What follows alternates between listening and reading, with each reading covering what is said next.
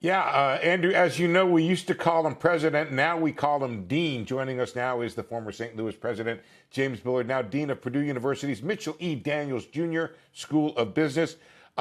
Dean Bullard, thanks for joining us.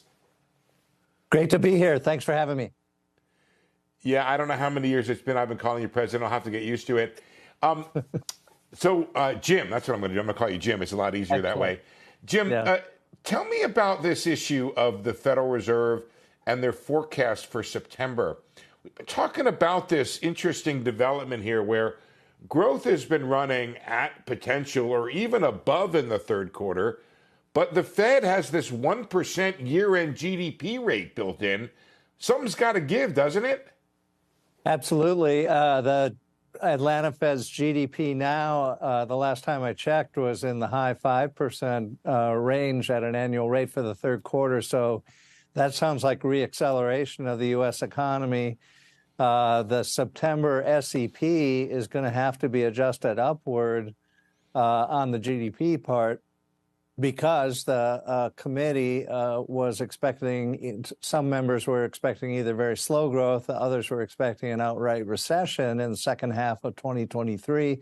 That's not materializing. And I think it's a good question whether you can maintain the previous rate path that you had in mind if you're going to have a reacceleration on the GDP side of the economy.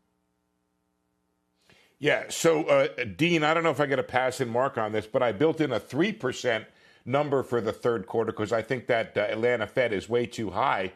But that means they got to do -3 in the fourth quarter, a 3% decline in GDP to hit their 1% number.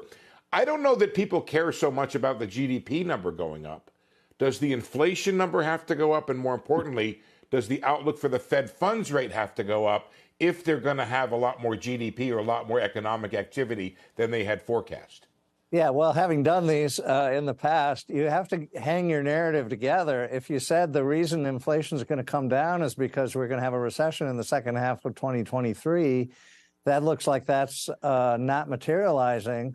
You're definitely going to have to upgrade the growth forecast. So now, are you going to say that the same policy rate path is appropriate?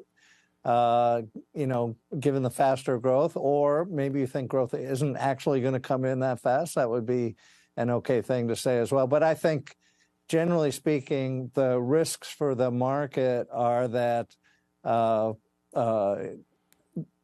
the numbers on the economy look like they're going to be stronger, certainly than they were anticipated to be in the first half of this year after SVB.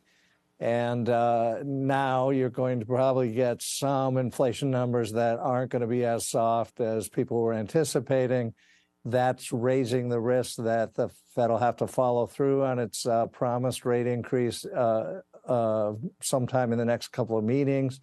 And there's some risk that they'd have to go a little bit higher even from there if the scenario unwinds on them in a way that makes inflation stall out.